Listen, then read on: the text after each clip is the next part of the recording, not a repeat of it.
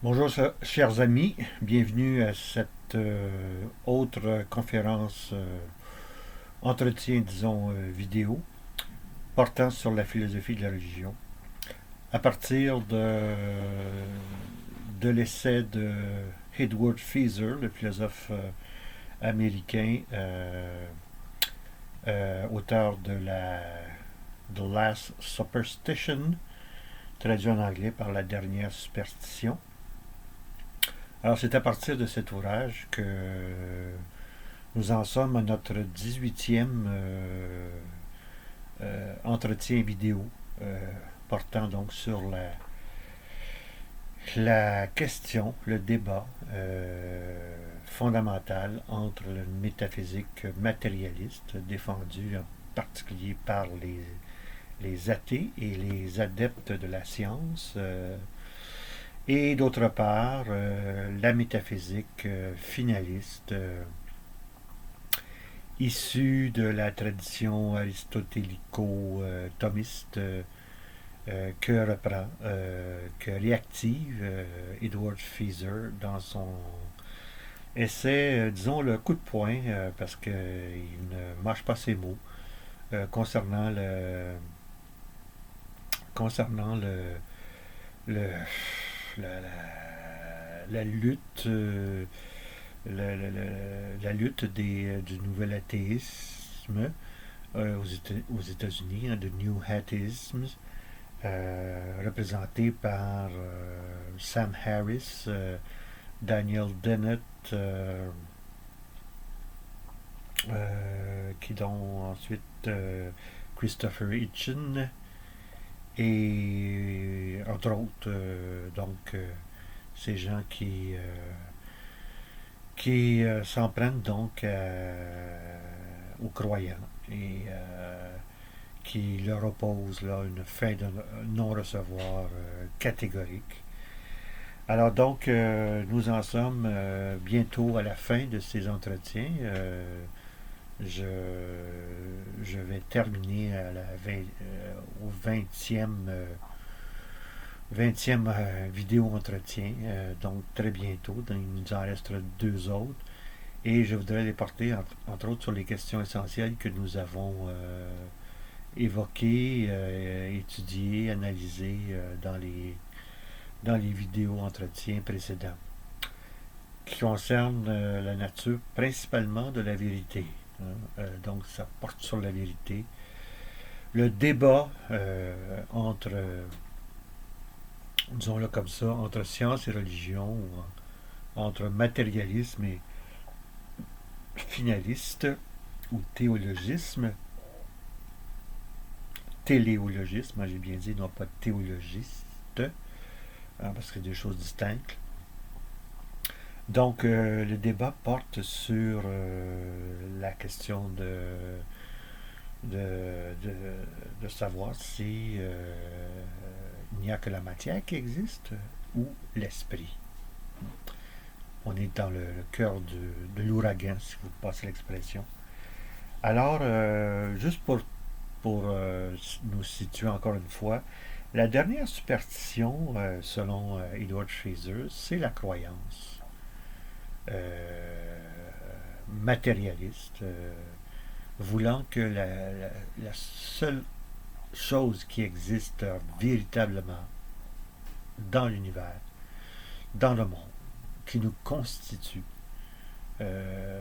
parfaitement et totalement, c'est la matière. Hein. Alors ça, selon Feser, c'est la dernière superstition. Et par dernière superstition, Feser entend dire également que c'est la première et la principale de toutes les autres superstitions. Donc,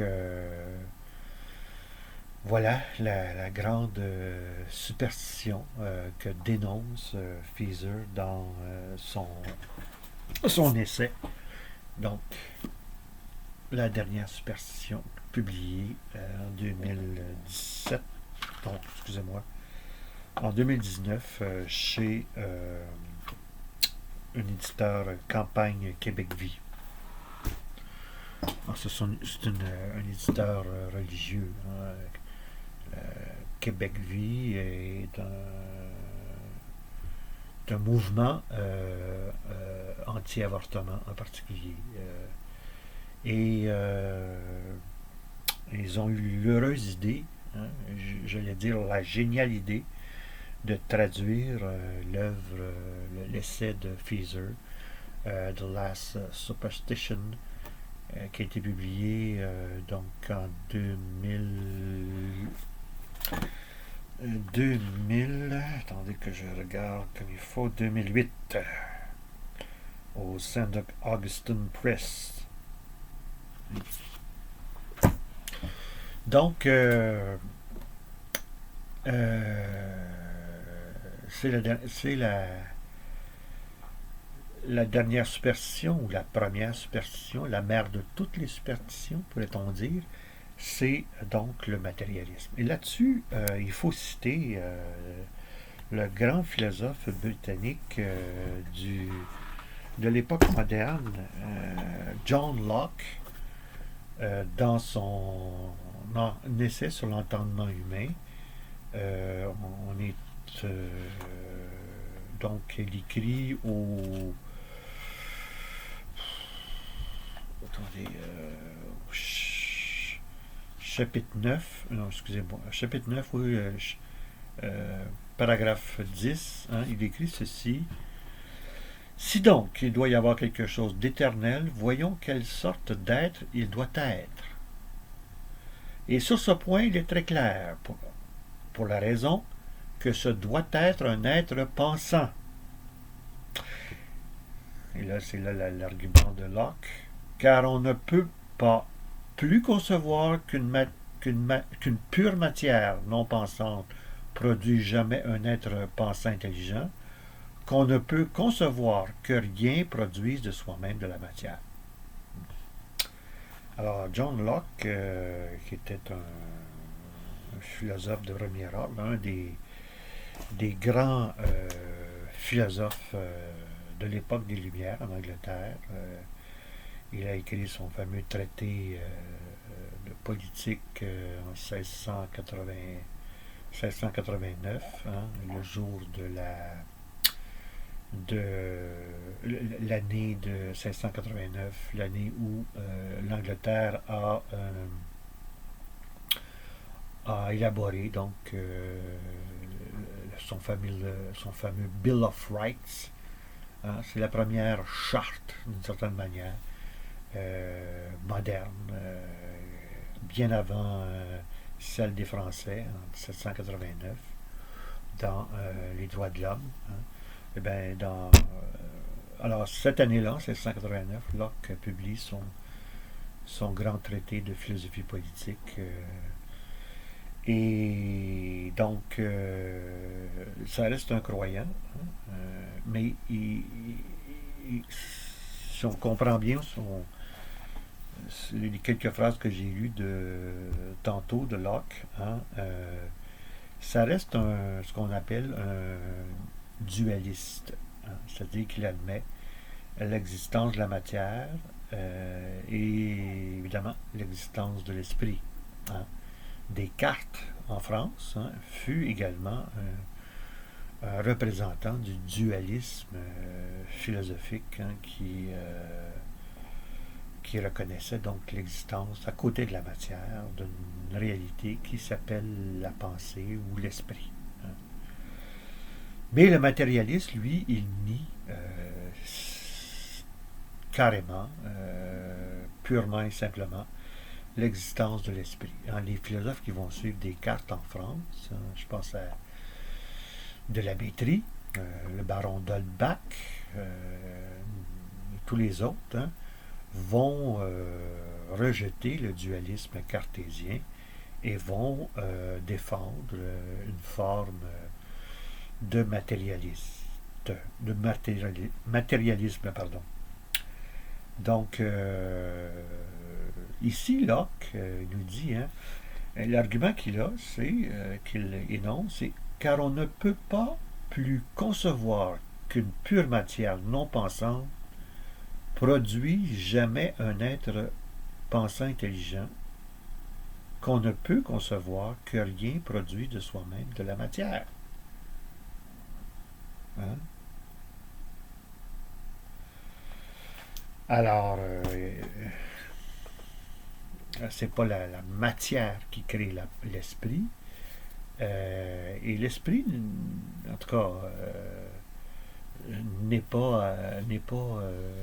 n'a pas créé la matière. Hein. Donc, c'est deux réalités qui sont indissociables d'une certaine manière. Hein. Alors, songeant à Locke, me vient à l'esprit l'objection de, de l'un des chevaliers du nouvel athéisme, Richard Dawkins, dans son livre God Illusion, Delusion plutôt, dans sa traduction française, est-ce que je l'ai ici, proche de moi?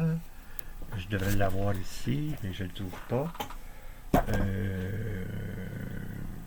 Bon, oui, ici, excusez. J'y viens. Alors, Dawkins, dans son God Delusion, traduit en français par Pour en finir avec Dieu, hein, il énonce dans son chapitre intitulé L'hypothèse de Dieu que d'après la théorie de l'évolution de Darwin, hein,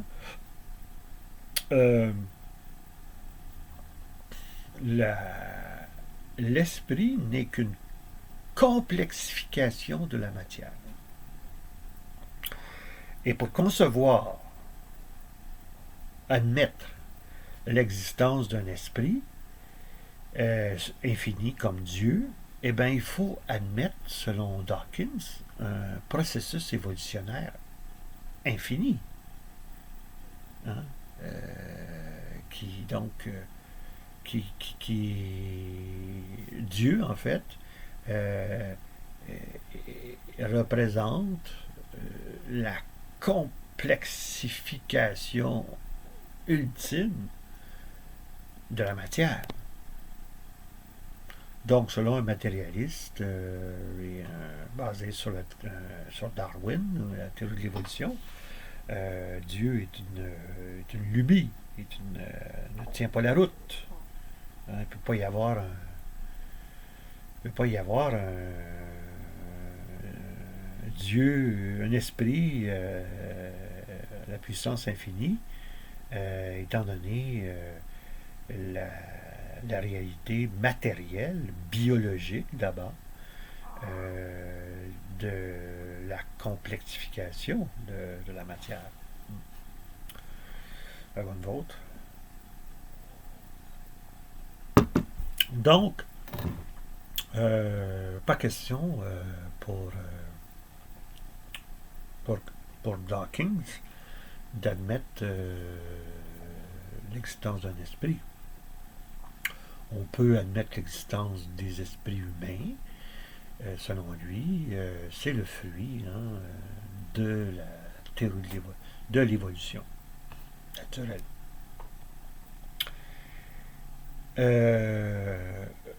À Dawkins, on peut présenter l'objection suivante qui a été formulée pour la première fois par un mathématicien français du nom de Émile Borel dans son ouvrage, son essai Le hasard.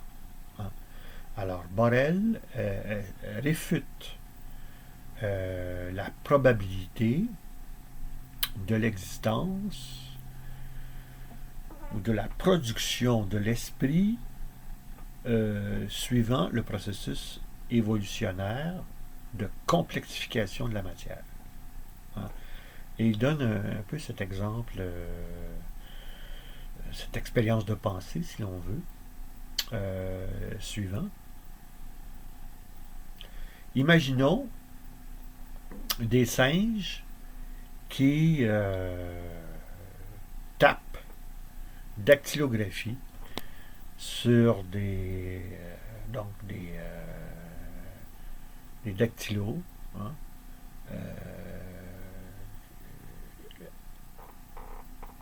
ce qui va l'Odyssée d'Homère.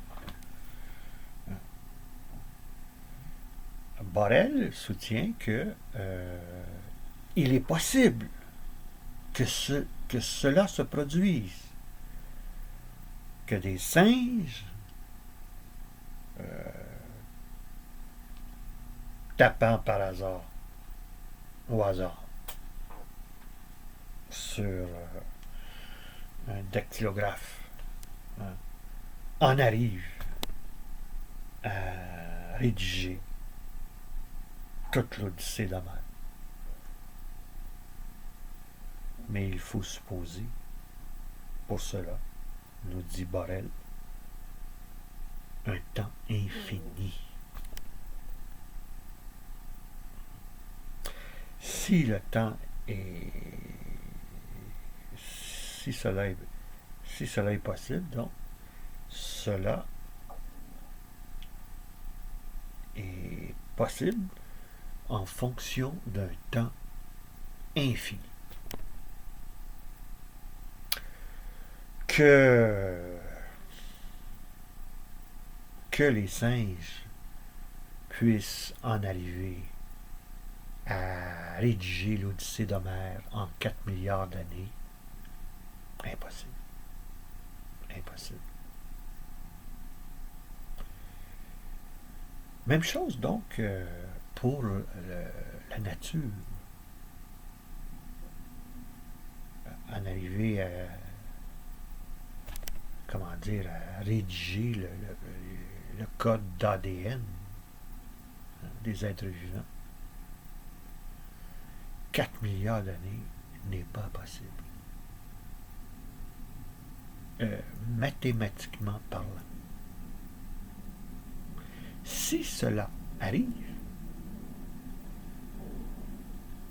ça produit, eh bien, c'est de l'ordre du miracle. C'est inouï. Et c'est à ce moment-là que Borel et d'autres par la suite vont parler de ce qu'en anglais on appelle le fine-tuning, la finesse du réglage de la création. Ce qui implique un esprit intelligent qui dirige ce processus. Et bien évidemment, pour un matérialiste, sans le réaliser comme Dawkins, parce que notez une chose, Dawkins, là, il ne jure que par la théorie de l'évolution. Mais la théorie de l'évolution, elle est matérialiste dans son essence. Et Dawkins ignore cela totalement. Il n'en parle jamais. Et c'est ça qui nous intéresse, nous. Et c'est ça que Feser pointe du doigt. Cette superstition. Et venons-en à Locke et à la superstition d'une matière qui crée l'esprit. Et là-dessus, il faut revenir au B.A.B.A., à l'ABC du matérialisme antique, c'est-à-dire à Démocrite et Épicure. Qu'est-ce qu'ils nous disent? Il n'y a que les atomes. Même si j'avais jamais observé les atomes, ils soutenaient que les particules insécables, c'est ce que ça veut dire, atomes, atomos, sans partie, constituent l'être de toute chose. OK? Mais d'où ils viennent ces atomos, ces atomoi, ces particules insécables? sont là, comme ça, là, de nulle part. Hein? Et puis en plus, ils sont en chute, en mouvement, ces atomoïdes. Hein? Et ils vont se frapper, vont entrer en collision les uns contre les autres. Ce qui va produire, par hasard, tout l'univers matériel qui nous entoure, et en particulier les êtres humains qui disposent d'un esprit. Et selon toujours Démocrite et Épicure, hein, euh, ces esprits, ces âmes, hein, ne sont que des configurations d'atomes. À la destruction de ces configurations d'atomes, ça s'arrête là.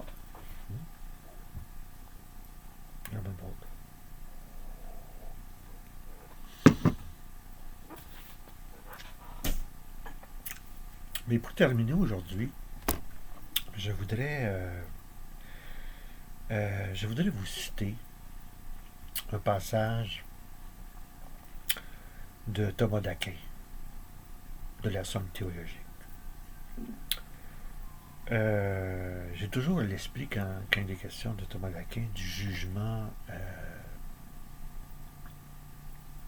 incroyable que Bertrand Russell a posé sur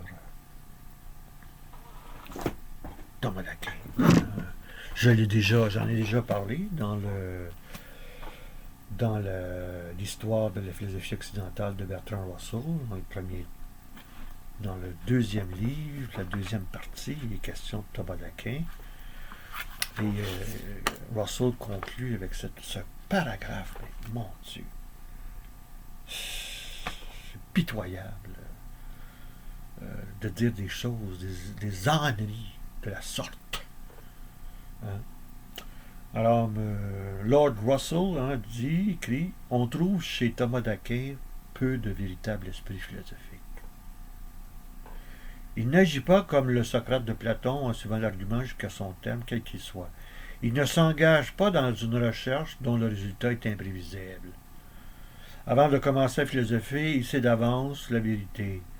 Elle est déclarée dans la foi catholique.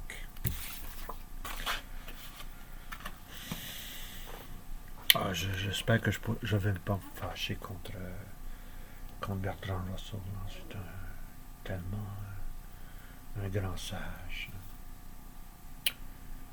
Tellement un grand sage.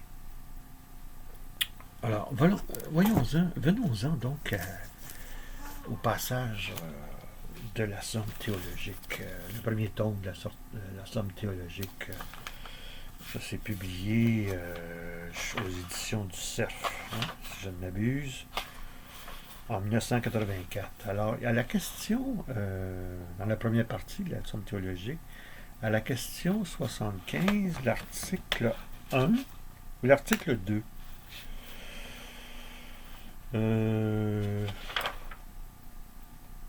L'article 1 pose la question radicale. L'âme est-elle une réalité corporelle?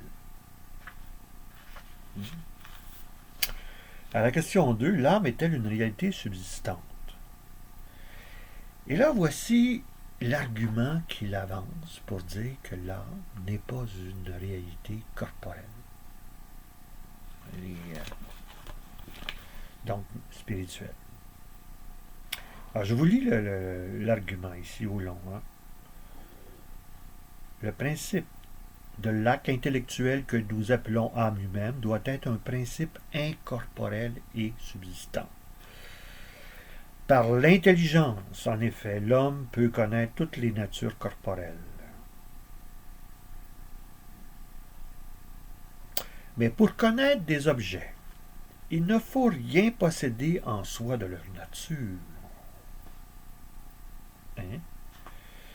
Car ce qu'on posséderait ainsi par essence empêcherait qu'on empêcherait de connaître les autres réalités. Ainsi, la langue du malade chargée d'une humeur amère, bilieuse, ne goûte rien de doux, mais trouve tout amer. Donc, si le principe intellectuel possédait en lui une nature corporelle, quelconque, il ne pourrait connaître tous les corps. Tout corps, en effet, est d'une nature déterminée. Il est donc impossible que le principe intellectuel, soit l'âme, soit un corps. Donc, question 75, article 2. Qu'est-ce que ça veut dire, ça, cet argument-là? Eh bien, nous savons aujourd'hui que notre pensée repose en majeure partie sur l'activité cérébrale du cerveau. Donc, ce que dit Thomas d'Aquin ici, c'est l'intelligence ne peut être causée. Causée par l'activité neuronale, l'activité chimique, disons électrique. Pourquoi? Nous demande Thomas d'Aquin. Ben, c'est parce que si l'intelligence était chimique et électrique, elle ne pourra pas connaître ce qui n'est pas électrique et chimique. L'intelligence serait alors, si elle était électrique chimique, elle serait, passez-moi l'expression, biaisée. Elle porterait les lunettes des neurones, qui ne sont que chimie et électricité. Et elle ne pourrait pas connaître ce qui est autre que ce qui est électrique et chimique. Donc, l'intelligence est absolument universelle. Ne tire pas ses caractéristiques, ses propriétés de la nature des neurones et de leur connexion. Est-ce à dire maintenant que, comme chez Descartes, l'intelligence, c'est-à-dire l'esprit, s'insère dans le cerveau, ni plus ni moins? Eh bien non. On peut pas, c'est pas nécessaire de. En d'autres termes, on pourrait penser, comme le suggère Thomas d'Aquin, qui lui fait appel à Aristote, que l'activité cérébrale ne cause pas la pensée, mais en est comme une propriété émergente. C'est ce que, par exemple, le philosophe américain John Searle a défendu, l'émergentisme, qui fait que le mental n'est pas déterminé par l'activité cérébrale. Les propriétés mentales du mental sont distinctes des propriétés neuronales. Si les neurones ne pensent pas, leur activité engendre une propriété émergente qui est celle de la pensée. Donner un exemple simple, comprendre ce que c'est qu'une propriété émergente. Prenons les plumes. S'il y a bien quelque chose de léger, ce sont bien des plumes. Ça, c'est tellement léger que il ne tombe pas facilement au sol. Hein. L'air les repousse d'une certaine manière. Si on prend, cependant, on ramasse, on réunit dans un immense sac des plumes, eh bien là, cet ensemble de plumes engendre une propriété qui n'est pas la leur, qui est celle de la lourdeur, de la pesanteur. Les plumes sont légères, mais ensemble, elles engendrent une propriété émergente qu'on appelle la lourdeur, la pesanteur. Même chose pour la pensée ou l'esprit. L'esprit n'est pas dans l'activité de chacune des neurones et dans leur relation, dans leur connexion, mais ces connexions engendrent une propriété différente d'elle-même qui s'appelle la pensée. En gros, c'est ce que soutient Thomas d'Aquin, et il fait appel à ce que Aristote lui appelait la philosophie de l'illémorphisme, forme-matière. En d'autres termes, l'âme, c'est pas quelque chose qui s'ajoute ou qui est indépendant du corps, c'est quelque chose qui est intégré à la matière. Pour Aristote, la matière n'existe pas sans forme. Hein? Donc, ce sont des... la matière est une substance qui est formée, qui n'existe pas sans une forme. Hein? Ce n'est pas une forme qui vient s'ajouter à la matière. La matière en elle-même n'est pas sans une forme. Donc le corps, même chose, le corps humain, il n'est pas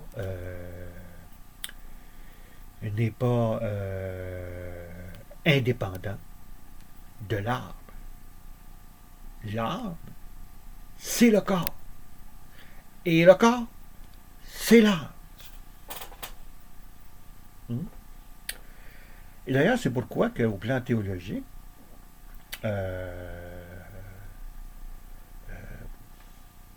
Thomas d'Aquin soutient ou justifie le dogme, la foi en la résurrection des corps.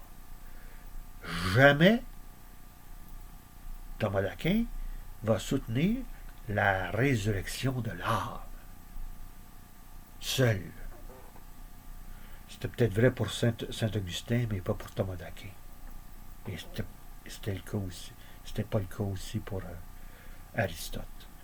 Ça, c'est l'illémorphisme. Hein. C'est une forme de dualisme moniste, d'une certaine manière. Parce qu'on ne peut pas imaginer, concevoir, dans la réalité, une matière, un corps, une matière distincte d'une âme ou d'une forme. Donc, l'illémorphisme paraît tout à fait convenir à la foi chrétienne de la résurrection des corps ou de la chair, hein? Pas de la résurrection de l'âme, comme chez Descartes, où il y a une âme qui est en connexion, on ne sait pas comment, avec le corps. Hein? C'est pas du tout la doctrine de Thomas d'Aquin, et c'est pas du tout la doctrine superstitieuse du matérialisme, comme quoi il n'y a que la matière. Hein?